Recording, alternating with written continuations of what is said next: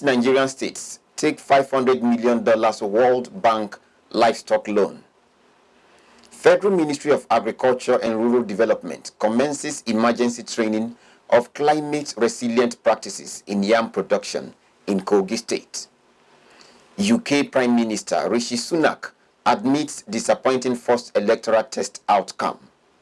And in sports, Burkina Faso defeat Nigeria's Golden Eaglets in Under-17 AFCON. This is the MLC TV Global News, reaching you live from the city of Lokoja, the confluent state of Nigeria. I am Joshua Adinoy. Thanks for joining us. KOGI State Government has approved 65 years as the retirement age for teachers in the state.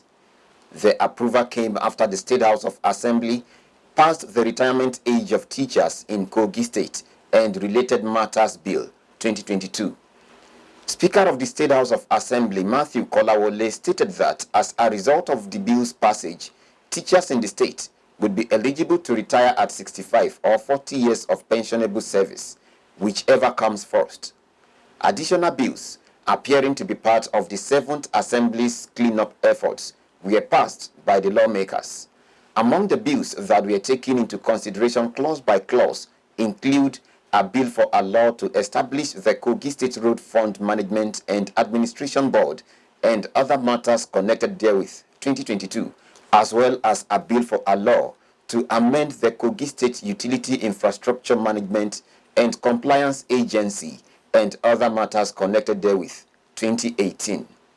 The Speaker stated that the bills are likely to be the Assembly's final set of bills before it ends in 3 weeks.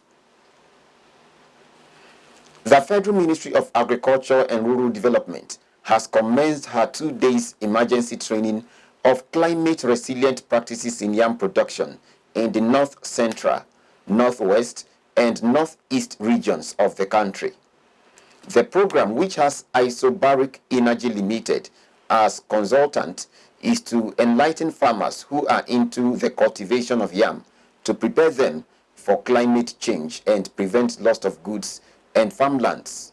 Declaring the program open in KOGI State, the Commissioner for Agriculture, David Ape, represented by the ministry's permanent secretary, Lamin Saratu Lawal, charged participants to be dedicated to the training. Our reporter has the detail. The emergency training held at the hall of the KOGI State Agricultural Development Project ADP at Felele Lokoja was attended by farmers from the 3 senatorial districts of the state who were charged to take the lesson learned to the grassroots to enable others benefit from it. At the training, a representative of the Federal Ministry of Agriculture and Rural Development, Abuja, Jobrin Salah Mohammed, said farmers in KOGI State are being trained to face challenges associated with climate change to avoid the recurrence of the last experience they had during the flooding where farmlands and crops were washed away. What happened last year in the project here, federal government is well aware of it and is ready to fight against future occurrence of what happened. Federal government designed this program in order to minimize the cost of loss by farmers. Representative of the State Commissioner for Agriculture and Permanent Secretary of the Ministry, Lamin Saratu Lawal, and the Managing Director, KOGI State Agricultural Development Project, ADP, Prince George Ogrima Bello, commended the ministry for the initiative and assured of state government support towards realizing its objective. The training is actually very important and is apt since it is the period for the planting of the yam. They should listen attentively to what the professionals are telling them and step it down properly so that they will benefit from the value chain. The training is coming at a time we are preparing for another season, and of course it will go a long way in impacting on the farmers on what and what not to do or expect. This will place them in a very advantageous position to be able to withstand the climatic challenges that will come their way. Speaking on behalf of the beneficiaries, His Royal Highness Wada Oyibo described the training as a welcome development, pointing out the lesson learned will go a long way at helping them mitigate against effects of climate change. In fact, today is another Christmas or Salah day for me, because this training of climate resilience on yam production has taught us a lot of things on how to conserve our practices on the farm, to enhance timeliness and by way of averting or dodging this flood invasion. Resource persons at the training encourage beneficiaries to make judicious use of the knowledge gained for increased productivity. Joy Moses, reporting for MLC TV. KOGI, Adamawa, and 6 other states have subscribed to Nigeria's $500 million World Bank Livestock Development Loan for the diversification of the agricultural value chain. The other states are Borno, Gombe, Taraba, Kwara, Niger, and Oyo states. The National Project Coordinator, Livestock Productivity and Resilient Support Project, LPRES, Sanusi Abubakar, made the disclosure at the post-SLA engagement mission for Northeast states in Yola. Abubakar said all the states are required to sign for their share of the loan before the draw for the development of the livestock production. The loan being administered by the LPRES is to support livestock farmers, processors, and marketers, and improved overall productivity. The Kogi state government says the state had maintained a clear lead in the production of cashew in Nigeria, linking the feat to sound agricultural policies. The Commissioner for Information and Communications in the state, Kingsley Fanwo, who disclosed this to journalists in Lokoja, said that the efforts were ongoing to make Kogi the cashew hub of Africa. He noted that the administration of Governor Yahya Bello is scaling up the gear to improving the value chain in the cashew production in the state. Fanwo stressed that the state was also doing very well in the area of cassava production, adding that the emergence of some A-list industries in the area of cashew processing had enhanced the production and fortunes of farmers. Fanwo pointed out that the issue of header-farmer clashes in the state had drastically reduced as a result of the collaborative security architecture that has evolved strategies to ensure peace and security. Women clothed in black have protested in Tafawa Balewa town in Bauchi State, northeast Nigeria, over the continued detention of their paramount ruler, Ishaku Komo, by the Bauchi police. Report had it that the traditional ruler is being detained over alleged involvement in communal clash in Sang community in Bogoro local government area of the state. The women in a viral video were seen carrying a banner with the picture of the paramount ruler as they move strategically with the branches of green leaves. The Abuja Federal High Court has stopped the National Broadcasting Commission, NBC, from imposing fines on broadcast stations in the country. Justice James Omotosho gave the order in his ruling while voiding the 500,000 naira fines imposed by the NBC on 45 broadcast stations, including AIT, on March 1, 2019.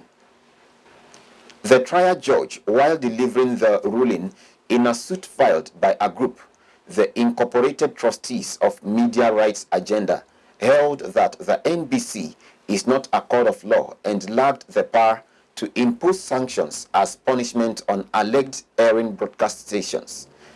The court held that the NBC code on which the commission relies to impose sanction is in conflict with the Section 6 of the Constitution that vested judicial power on the court of law, as the court would not sit idle and watch a body imposing fine arbitrarily without recourse to the law.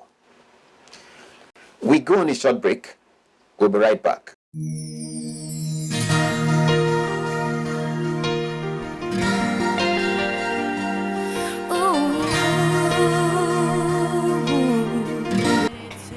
Do you know women are adventurous, ambitious, captivating, confident, and dazzling? Do you know she's also dynamic, enigmatic, inspiring, and self-assured? Those are not all about who a woman is. She's also blessed with the wisdom to design her world. She is optimistic when she puts her mind to do anything, malleable and astute. And to crown it all, she is naive because of her total belief in anything she loves, and same time noble with her character. These and many more about a woman are what we discuss and analyze on Women's World, a program that celebrates women who have put all these attributes together to add value to their society. Be my guest together to tell your story yourself. I am a woman and I am proud to be. Join Faith Abdul Ghaffar only on MLC TV online by 6 p.m. every Sunday for all-encompassing about who a woman is. For your contribution, comments, even to appear on the show, advert placement and sponsorship, please call any of the numbers displayed on the screen. Visit and subscribe to our YouTube channel, Malachi TV, and like our Facebook pages, MLC TV and MLC TV WW to watch our editions. Thank you.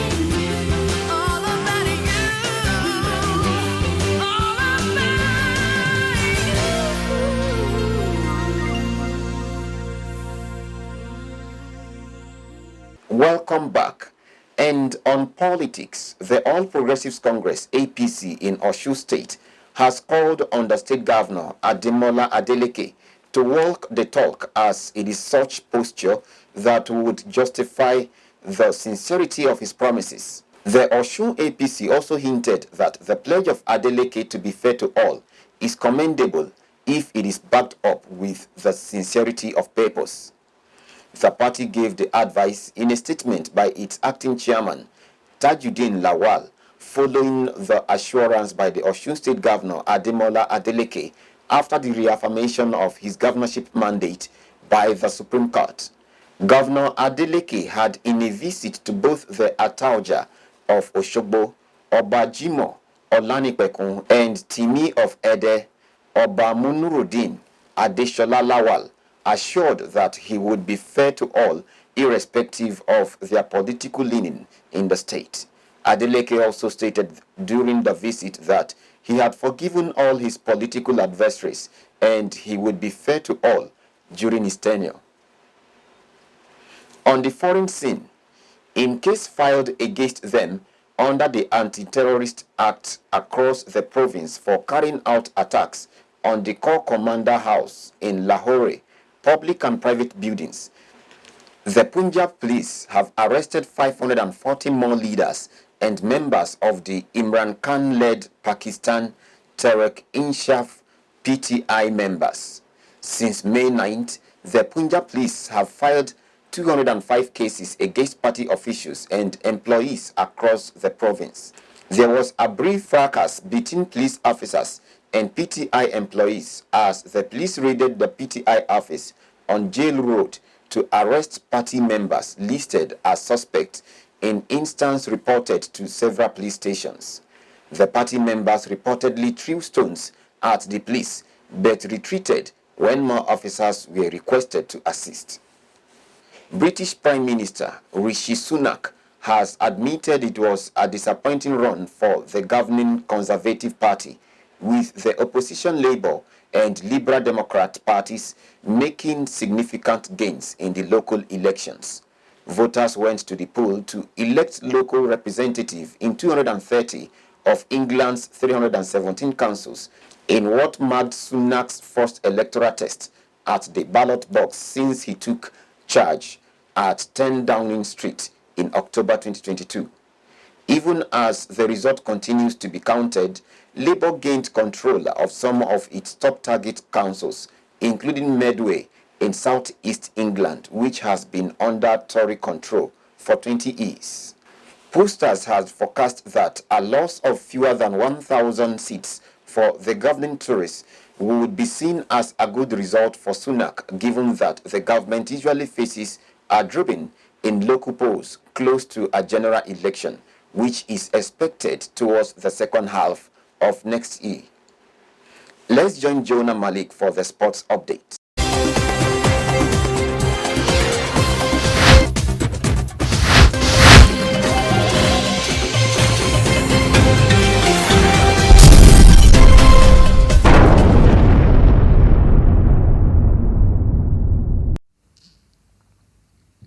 And on sports update, in a dramatic twist at the ongoing Under-17 African Cup of Nations in Nigeria, Nigeria's Golden Eaglets were dusted out by Burkina Faso in a thrilling quarter-final match at the Nelson Mandela Stadium in August. Despite a flurry of opportunities and dominating possession, the Nigerian team were unable to convert their chances into goal, culminating in a disappointing 2-1 defeat. The 2-1 defeat to Burkina Faso means the Golden Eaglets will miss out on the semi-final of the Under-17 African Cup of Nations and the Under-17 World Cup later this year. Still on sports, former Super Eagles striker Odion Ighalo became a Saudi Kings Cup winner after helping Al Hilal overcome Al Wehda on penalty shootout win. Al Hilal won 7-6 on penalty shootout after regulation time ended 1-1 draw. Ighalo was introduced into the game before the start of the second half and missed his own sports kick during the shootout. The last time Al Hilal won the Saudi Kings Cup title was in 2020. They are second most successful team, 10 titles, behind Al Ahly, 13 titles in the history of the competition. Ighalo scored 2 goals in 4 appearances in the cup competition this season. And that's all on Sports Update. I am Jonah Malik reporting. Back to Akasta for more stories.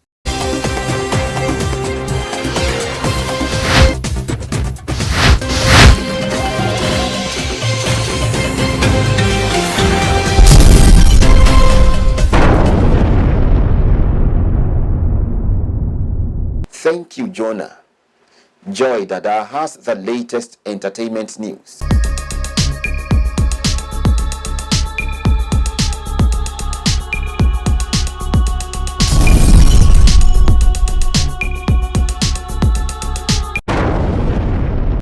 Welcome to our entertainment world. I am Joy Dada. In Africa, Nigerian Grammy Award-winning musician Damini Ogulu, popularly known as Burna Boy, has issued a warning on American rapper and music executive Diddy during a star-studded party in New York City. The incident occurred when Diddy challenged Burna Boy to a dance battle, but Burna Boy quickly reminded the music icon that he was an old man and would not be able to keep up with his moves. In a viral video on social media, Burna Boy accepted that Diddy is a king on the records, but told him not to call him on the dance floor to avoid embarrassing himself. The exchange between the two music stars has sparked reactions on social media, with many fans commending Burna Boy for standing his ground and reminding Diddy of his status as a music legend. Crossing over to Europe, a gorgeous actress, Palak Tiwari, has given her fans a treat with the last stunning pictures she posted on Instagram. The ultimate fashionista and daughter of Shweta Tiwari was seen posing in a strappy floral dress, as the latest photo shoot is described as a testament to her fashion prowess, proving that she can slay any outfit with ease. From casual to formal, Palak's style game is always on point, and her latest look is no exception, as her fans has continued to shower praises on her. Thanks for joining me. I am Joy Dada, reporting for MLC TV.